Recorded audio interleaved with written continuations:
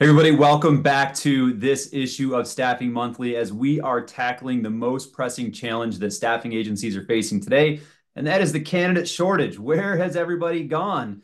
And we are out there scouring the globe, as you've already seen in this episode, with people from all over the world helping us answer that question. How do we get more and better candidates into our pipeline? And as I say, scour the globe, I've actually stumbled across somebody who has an amazing track record and grew up in my new backyard.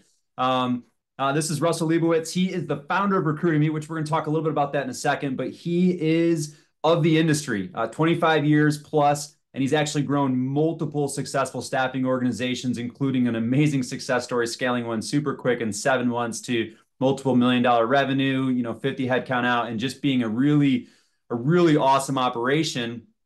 And now with Recruiting Me, he actually focuses on teaching staffing agency leaders, owners, either how to scale their current system if they've been stuck a little bit, or how to take someone that might be wanting to start out brand new and build the foundational systems that they need in place to get candidates, to get clients, and really the whole operation to really to scale and grow. And obviously, we're going to dig into the recruiting piece of that today. But Russell, glad to have you here, man. Thanks for joining us. Yeah, Dan, thanks so much. I'm so pumped to be here and talk about the candidate sourcing topic. And thanks for that wonderful intro. Yeah, ready to rock and roll.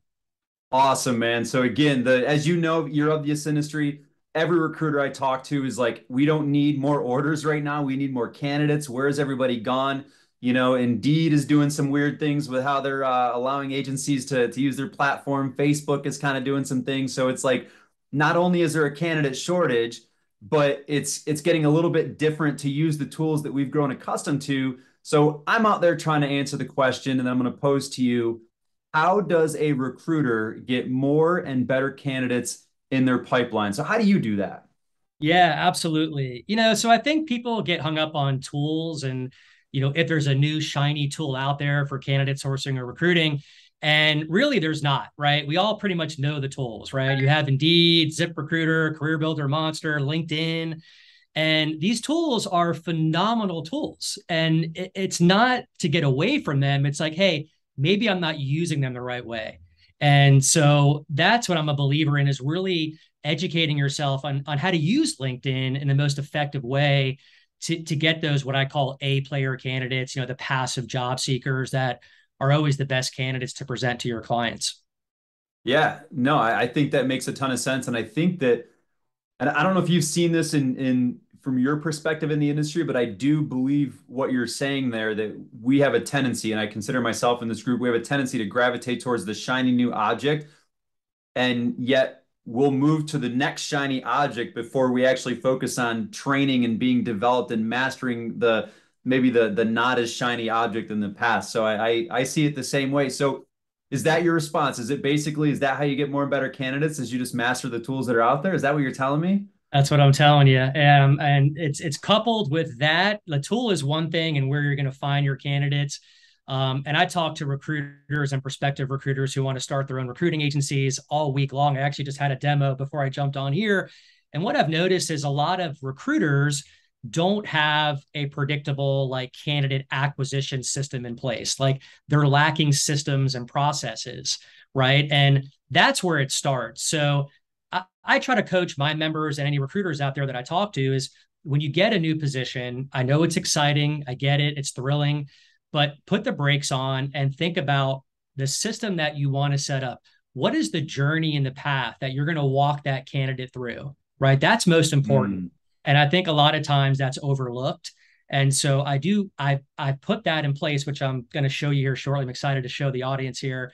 And then once you have that in place, the foundation, then you go out and do your sourcing, but you bring that candidate through a wonderful experience, a professional experience, and they trust in you and they know you're their go-to person.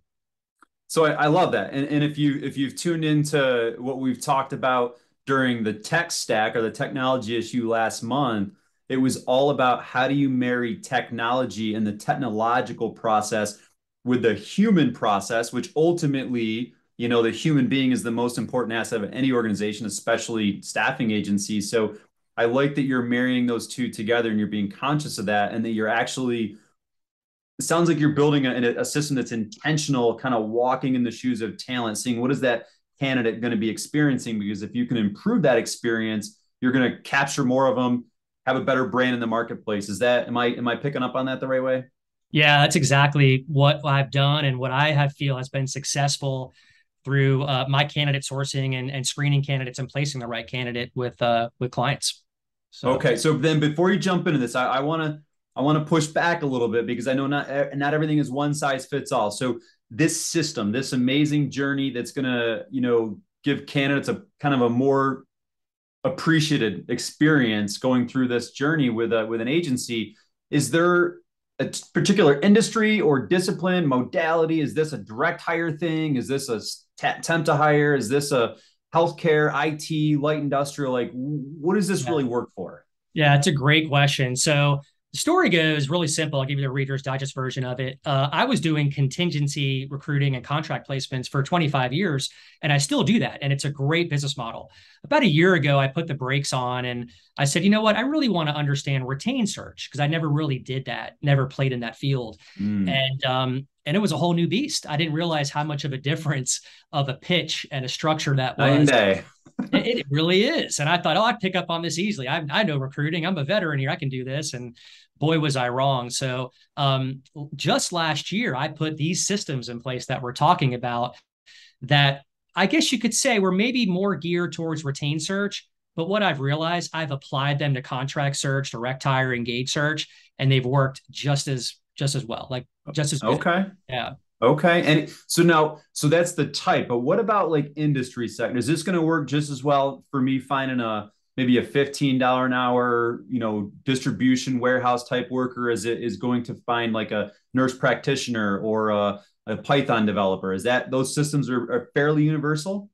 I'm going to say yes. Okay. So now most of the skill sets that I pursue are executive level and mid level. So I do a lot Okay. of project managers, directors, engineers, etc.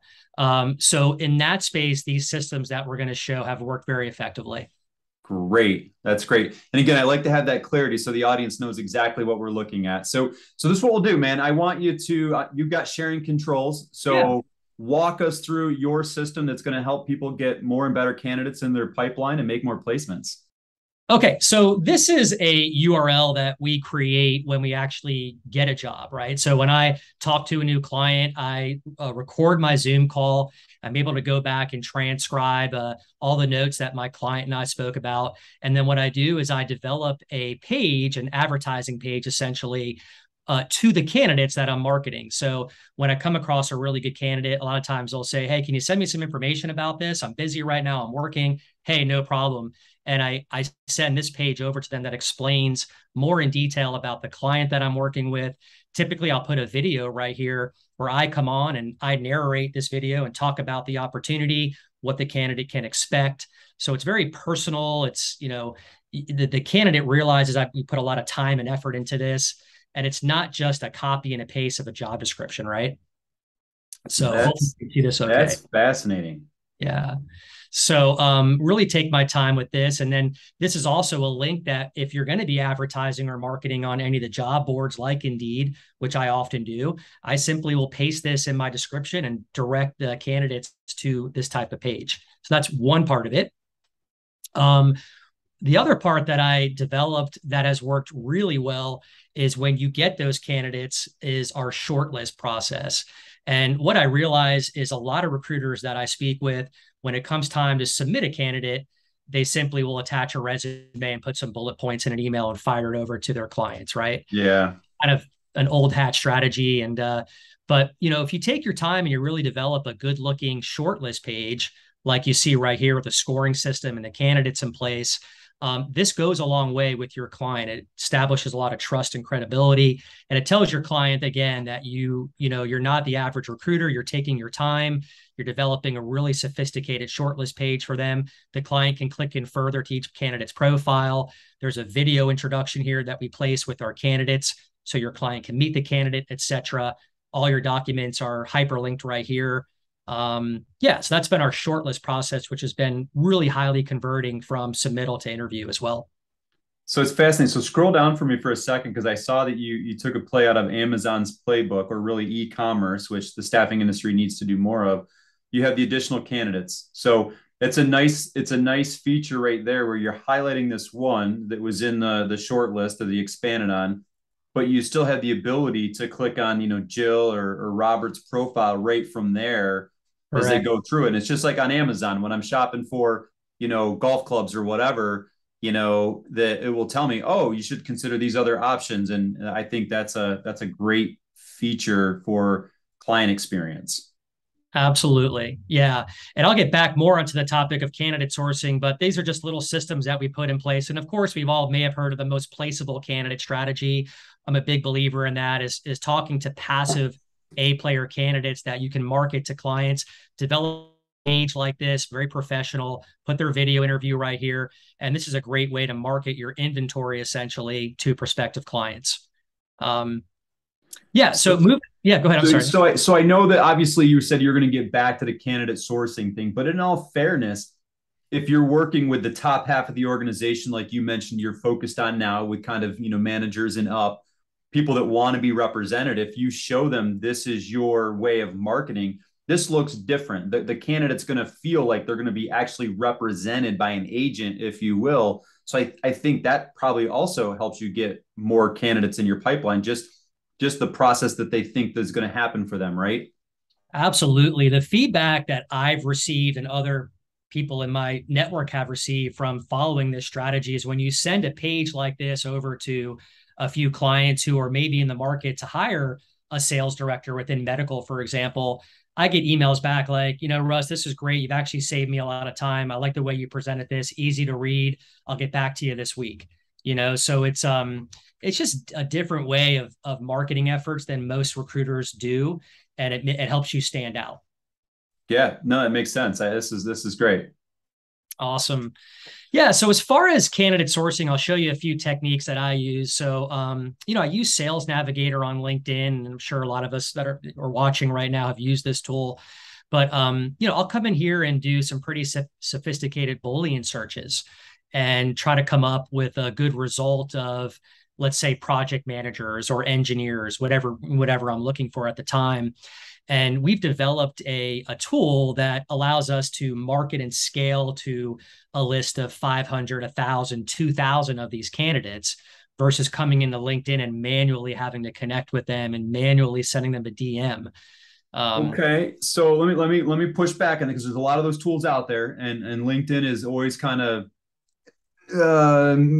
pivoting a little bit, maybe we'll call it, to try to keep an authentic platform going. So how do you get around your daily message limitations or throttling that LinkedIn has, or the in-mail restrictions or limitations? Like how do you get around that kind of stuff? Because I know LinkedIn doesn't want to have bots doing the work. They want to have it be as human as possible.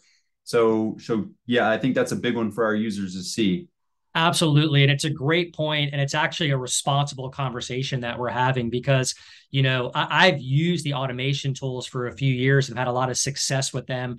But my guideline right now is if you do receive an email from LinkedIn, which many people have, where it's almost like a warning or a slap in the hand, it's time to stop using these tools. Yeah, It's and that's my strong opinion on that. So, but until you receive that message, it has been safe to use these tools.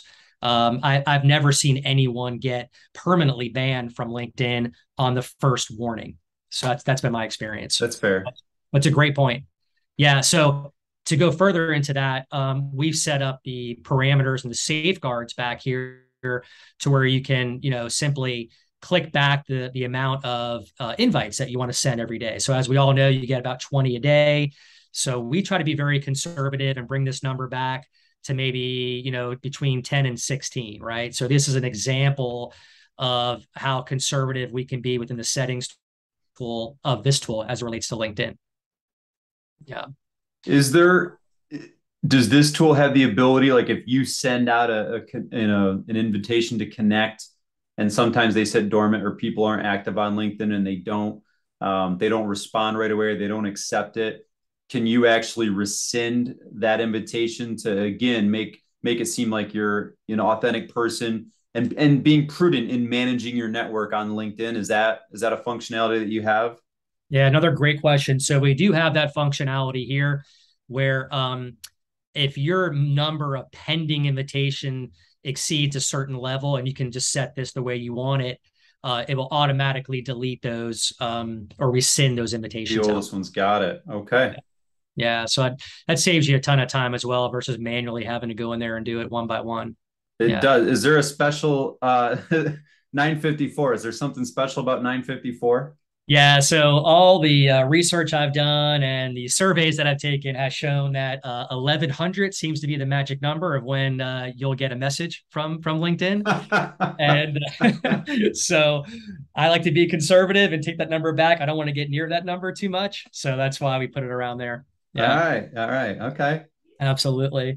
And since we're back here, you have ways of putting companies that maybe you have existing companies or clients that you work with or candidates that you work with, or maybe there's been some candidates that haven't worked out too well. You can put them back here and they will not be contacted in your campaigns that you send out to. Okay. That's good to know. Yeah. So you simply come in and you create your new campaign, and you would, in that instance, select Sales Navigator, paste your result URL there, hit next, and then your campaign is up and running. And you have, let's say 1,000 really good targeted candidates back here that you can start sending out, a sequence of messages, maybe in mails, for example. And our tool has the ability to collect contact information only if the user keeps their contact information in their LinkedIn profile. So that would be useful for nurturing campaigns if you have a CRM as well. Yeah. And do you have an API that connects out to a CRM, or is it going to be an export functionality? This is an export functionality, but we Okay. do have a webhook and Zapier feature. Got it. So yeah. So you could sync up if your CRM is pretty popular and it has a webhook capability. You could do that through here. Okay. Cool. Yeah. And then all your conversations can be back here. So the bottom line is this tool is useful for marketing for candidates or clients at scale through LinkedIn. And that's really a way that I do it when I have a new search that comes out. So I want to dig into that one there because I saw the messaging piece of it. I'm sure you get barraged with these things. I get barraged with them all the time, and people are sophisticated. So sometimes it's hard to tell if the message I get from somebody is genuine, authentic, or if it's truly a bot. I've literally had been called the wrong name, so like that's a dead giveaway, right? But like, what are your tips? Like, if you're going to be using a system like this to scale your kind of candidate attraction, what are your tips for messaging? What's your best opening statement? I know that, are you open to new opportunities? Like that's sort of old hat and that doesn't really work anymore. But Yeah. of course, I say that, and maybe you're going to say that that's the best one. But what is your best opening line for talent? I love that you brought that up. So I have a passion for marketing and sales and understanding what elicits responses from hiring managers or from candidates. I'm kind of a geek when it comes to it. I've read all of Seth Godin's books, Permission Marketing, etc. I'm a firm believer that if you put really good, valuable content out there, that the lead that you get that finds you, that raises their hand and says, "Hey, I saw what you had out there. I want to talk with you." That is a much more qualified lead than you pushing your product in somebody's face, right? About 7 months ago, I came across a platform that was doing videos, one-on-one personalized videos. And Yeah, that, I've which, seen a few what, of these. yeah. And this was a game changer for my staffing organization for ConnectGen, because before this, I was just putting out, basic text messages or emails, cold email, sometimes cold calling. And when I incorporated the idea of putting a one-on-one video message, so my system right now is if I prospect to a candidate using that tool I just showed you, Leadcast, a message will go out, "Hey, let's connect." They become a first degree connection. I do not set up a canned automated message next. Okay. I do believe in manual personalization when it comes to outreach in a big way. And so, So let me just drive that point home. So, because a lot of times, the other systems we've talked about, it's predicated as soon as they become a connection. There's an automatic response that's teed up to go out on some human like time schedule that you put out in advance. You don't do that, and I don't want to put words in your mouth because that's unsanitary, but you're essentially saying that you don't do that because if someone's going to take the manual step of connecting with you, you want to really authentically connect with them and show them kind of respect in that and meet them where they're at there. Is that, do I understand that? You hit the nail on the head. Yeah, absolutely. And because to your point, these third party automation tools that I just showed that you see, they serve a purpose, but they've been around now for a few years. It's not the best kept secret anymore. And people can smell a canned automated message from a mile away and they tend not to respond to you, right? I think we've all had that experience. Yeah. Yeah. Um, so yeah, I like to come on in these videos. And when you click on the link through LinkedIn, when they become a first degree connection, there's a way where you're animated and you're waving and it's their name below. So it's nearly impossible to not want to open that message and see who the heck is this person talking to me. And then you talk to them and you say the person's name. Hey, Dan, Russell Leibowitz here. I saw that we just recently connected on LinkedIn as first degree connections, right? And Dan, here's the biggest problem that I solve for you. And you go into that under a minute. And what I've noticed, if done the right way and delivered the right way, these video messages have elicited a 90% open rate and sometimes a 20 to 30% reply rate with candidate sourcing and client marketing. So in a second, I want to make a comment, but in a second, I'm going to ask you to kind of be a little bit more specific on what you're saying in these videos to get that 90% open and 20 to 30% reply rate. But one thing is just I saw this happen to me the other day, and I want to point this out as a best practice of what not to do. Maybe we'll call it a worst practice. I had someone prospect me on LinkedIn, and I'm assuming by the profile that it was a woman that prospected me and said, "Hey, our CEO just put together this great video. Can I send it to you?" And I was just like, and I felt like it was a bit spammy and maybe canned and bot, right? But I'm like, sure, yeah, go ahead. And provided the email. And then I get it, but the email that comes over next doesn't come from that person. It comes from somebody else. And it was actually just a personal Hotmail email address. And when I saw it, and it was a Loom video, which we all know Loom's great. Like you can play it kind of in within the inbox. It just seemed cut and pasted to me. Like they just took a screenshot and then put it in there and maybe put a hyperlink. And it was just the whole theme seemed disconnected. Like I got prospected by one person, gave my email address to that person, and then somebody else for a different name emailed me what didn't seem like it was aligned. So I feel like I felt the alarms go up, spam, and I just didn't engage. I just blocked and moved on. So, but I want you to tell me, like, what are you saying in these videos specifically? I know you said, but your name and what you do and great to connect, and then what you can do for them Yeah.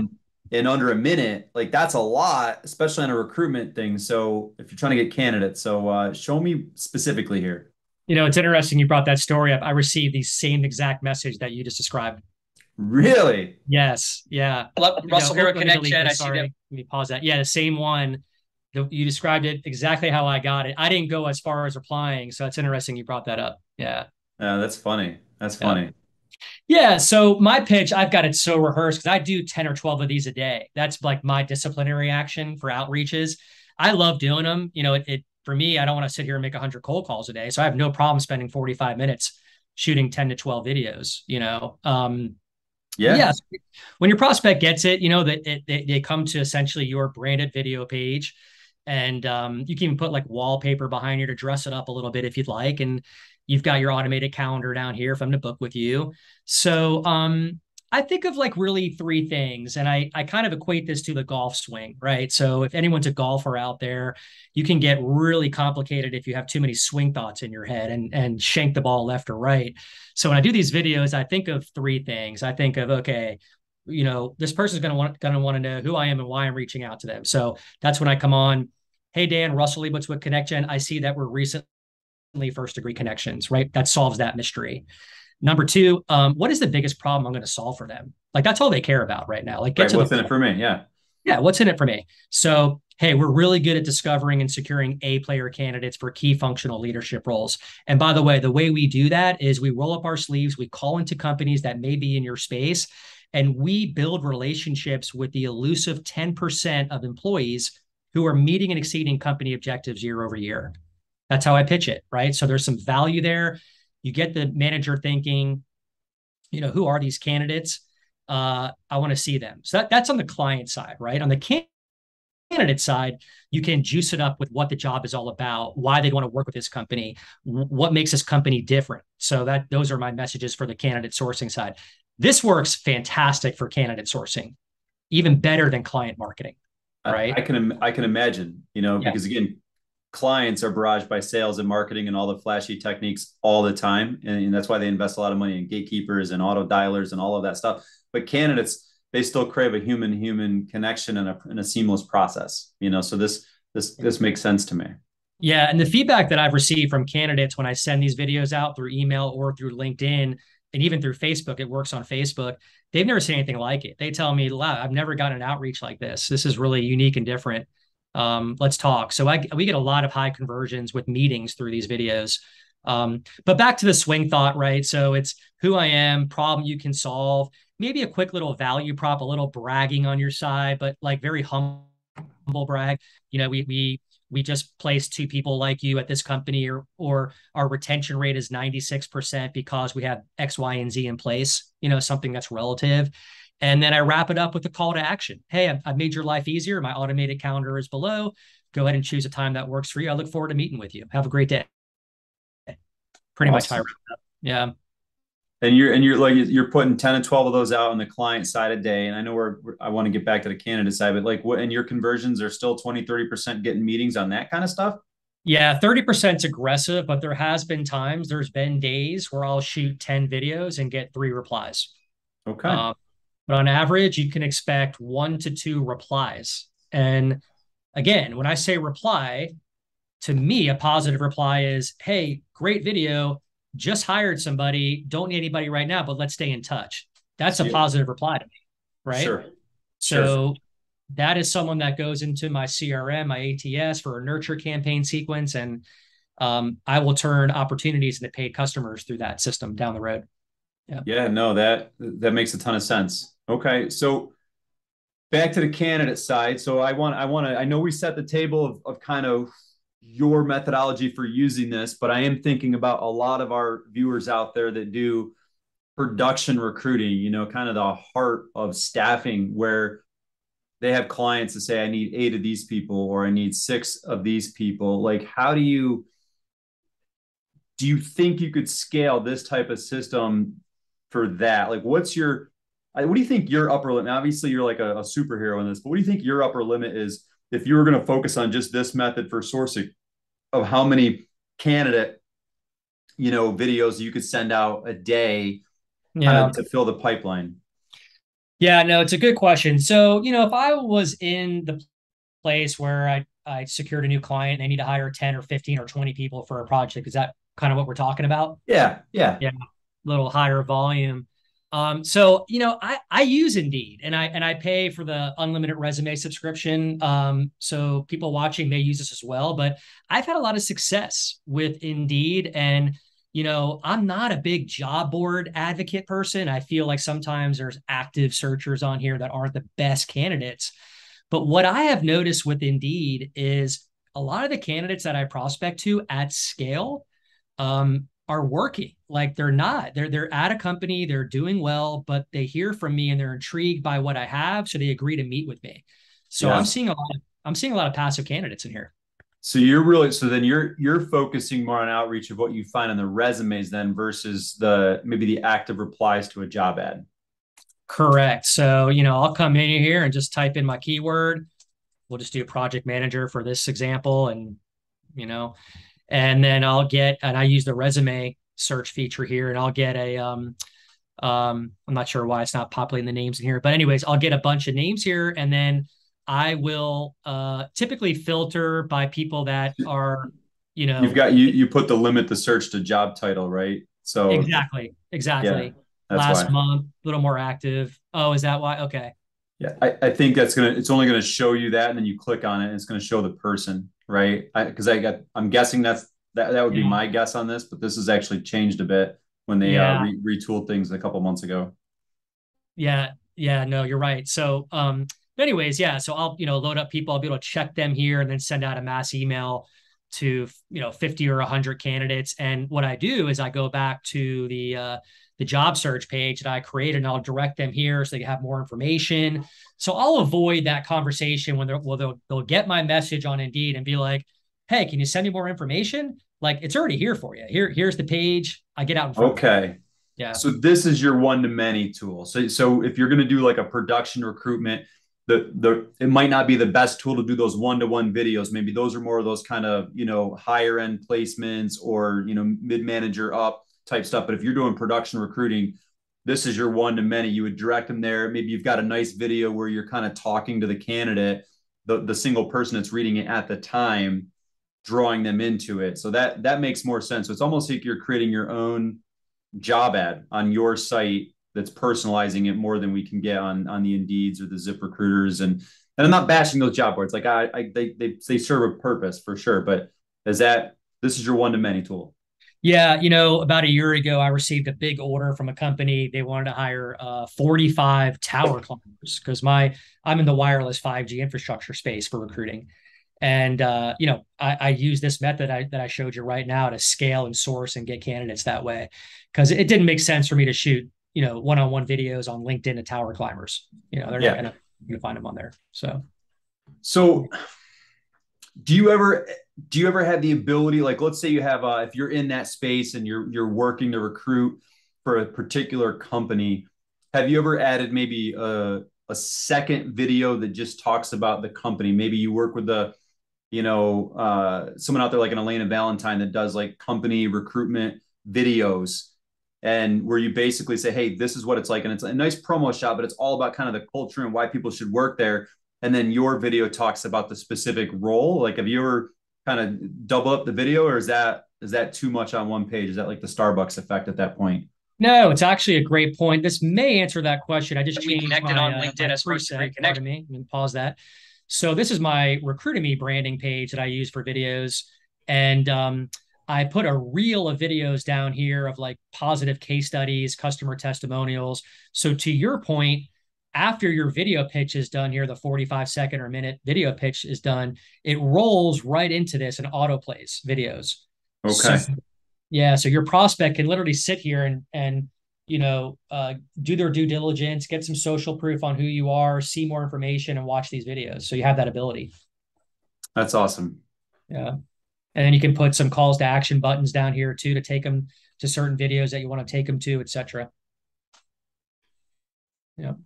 No, this is a good tool. So what I want to do, and I'm sure you've got a little bit more, but I want to do a quick recap for people. So again, we started the question, the theme of this entire month is how do we get more and better candidates? And really what Russell has shared is that you take a step back and you think about the journey or the process that human being is going to have to go through to have your job that's on the other side of it. And if you're thoughtful and intentional on creating a process that's unique, but also rewarding or enjoyable for the candidate, I think that's where you're going to attract more and better candidates to your process and have what I call kind of, candidate pipeline leakage. You want to avoid that. You want to have less of that through the process.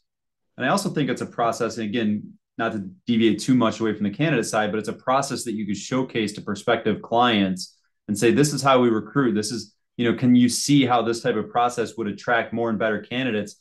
And I think that might give them the logical proof they need to justify working with you as an agency. So that's really the first part, is design that process and then think about the tools that you or your recruiters should be using to properly manage each part. If you're doing production recruitment and you need that one-to-many, kind of that job ad page that Russell was just showing, where he talks about the specific job and he structures it not just like a job post, but saying, hey, this is what the job seeker is going to want to know about, and as an ability to apply in the whole nine. I think that's a different approach. But then if you're doing more customized roles where you're trying to place a creative art director or, someone in the C-suite or something like that, you have that tool that, Russ was showing, where he does that one-to-one. He's always prospecting on LinkedIn for candidates. And then he sends out a custom video saying, hey, Jay, we just connected one-to-one.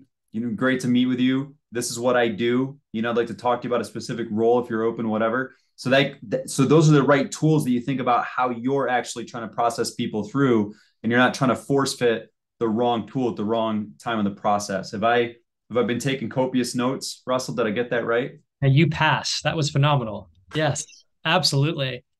Yeah, Awesome. and that was great. And there's one more quick thing I can show everyone here that's been working out really well. I've been testing it recently, and that is LinkedIn Learning. Are you familiar with that, Dan?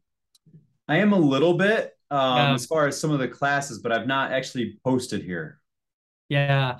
So you have the ability to go in here and type in any keyword that you want. Let's just take like accounting, for example. So if you are in the, staffing for accounting, and what this is, it's a library of educational videos that LinkedIn puts out there for free for anyone to come in and watch on anything related to accounting, so becoming a bookkeeper. And I've been sourcing candidates and clients through this method. And what you do is you click further into the tutorial, you click one of these, let's say QuickBooks Online Essential Training, for example. Running a business. Pause it. But here's the beauty of it. Over 2,000 people have liked this video. Okay. Here's all your leads, right? Yeah. Oh, Russell, dropping knowledge, man. I'm not gonna lie. This is new to me. I've not deployed this tactic. You heard it here first, Staffing Monthly. This is great. Keep going, man. So I've been going through, look at this, CEOs, there's so many amazing leads here that you can go through, start connecting with, start saying, hey, I saw that you watched the QuickBooks, or you like the QuickBooks Online Essential Training back there in LinkedIn Learning. I thought this, what did you think? And just start a dialogue. And I'll take it a step further. Down here, people will comment right here. They give reviews. And these are all, again, people on LinkedIn that watch this class, and you can look at their titles and show more reviews and start connecting with these people and start cultivating relationships with them. So it's a great way to source candidates. That is great. I love it. Any keyword you want, guys, but just put the keyword there and get after it. So nice. Yeah. Nice. So you could probably, man. And so whatever niche you're recruiting into, you just kind of look for some courses that would fit within there, and you're going to see people. I love that too, because if people are there, that means they're interested in professional development and honing their skill set, which is, I think, is an important trait for placing, a talent. Yeah. And think about it, Dan. You could, reach out to any of these prospects and say, hey, let's connect. I saw that you just watched the QuickBooks training. I did as well. They connect with you. And then, you know what? Shoot a video. That's, it's so personalized. It's great. And it really is personalized, because you actually, even though you did it as a prospecting source, you took the time to go down, that rabbit hole, if you will, and find their particular like or their particular comment and find them, so that it does become personalized. And I think that that's a lot better than even saying, hey, I saw that you attended this university, or I saw that you follow this person, which is just front and center on their profile, right? It actually shows that you did a little bit more due diligence than just looking at their profile. So I think that's nice. That's a good one. Yeah. Good stuff. It's not every day. I'm not saying I know it all, but it's few and far between that someone actually, teaches this old dog a new trick, man. But kudos to you for breaking that one out. I've not seen that angle yet. No problem. Glad I could add some value today. Awesome, man. So I've got one kind of final question, because I really want to drive this point home. Let's pretend for a second that there's somebody watching this interview right now that wants to start their own agency. And they're like, I want to start. I've got some clients that I can call on from my professional job in the past, but how do I start building my database? How do I get those people in there? I've built my system out like this. I've done some of this. Like, just one line answer. What do you tell that person about sourcing more candidates that you've not shared with us yet? Yep. Okay, here it is, guys. You want to go on LinkedIn, the free version. Don't spend any money, because chances are, if you're just starting out, you may be on a budget, right? So that's okay. Do your searches up here, put your keywords in, filter it, get some candidates, talk to the candidates, build relationships with these candidates, be their best friend, go ahead and create your most placeable candidate page right here. Design this for them, show them the page. They're going to be like, wow, this is amazing. Thank you so much. And then jump back onto LinkedIn and start marketing this MPC page to all of your potential clients or the clients that you currently know about. That is the best way to get your staffing company off the ground in the first 1, 3, 4 months. Build a sustainable candidate pipeline, because the candidates, I believe the candidates come first in any, if you're going to start a recruiting company. So you're 100% correct. More so now than ever before, because right now, because of the candidate shortage that's out there, the agency that has the best talent pool can attract the clients that they want. It's not even a sales game anymore. And I hate to use this term, frankly, because they're human beings, but it's an inventory game. It's a talent database game. He or she who has the strongest database of talent can, I don't want to say name their price, but they can pretty much work with who they want and generally on their terms. So I agree. Russell, man, it has been great to have you. I feel like at some point in my mind, this might get edited out of the video right here, but I feel like we're going to throw down a challenge, and you and I are just going to go just throw a dart at a map, and wherever it lands, we're just going to say, let's go open up an agency right here and just live stream the entire journey over whatever, 3, 4, 6 months is like a real-time, real world TV style case study, and just see what we can do, man. Cause that would be a lot of fun. You just gave me the chills. I'm all in. I love that idea. Let me go get ready. Awesome, man. Listen, I appreciate you having here. Any parting shots that you want to share with our audience? And what's the best way to get a hold of you if they want more information on this or they want to learn more about Recruiter.me? Absolutely. Yeah. You can follow me on LinkedIn. I'd love to be a first degree connection with you. My YouTube channel, I'm putting content there every day with videos about different strategies and tricks for sourcing and getting clients in sales and marketing. So follow me, subscribe to my YouTube page. And then I also have my Facebook group page for Recruiter.me. I'd love to have you there as well. Awesome. Russ, man, it's been a pleasure. I'm really glad to connect with you. And when I'm back in Florida, I'll hit you up and maybe we can go out and swing the sticks. I would love that, Dan. Thank you so much for having me.